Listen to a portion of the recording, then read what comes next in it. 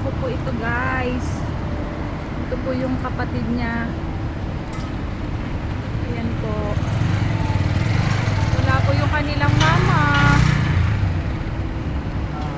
Nilagyan ko sila ng bread. Kasi kumakain ako ng bread. Shinare ko sa kanila para mamaya susubuan sila ng mama nila. Ito daw yung mga ibon na to,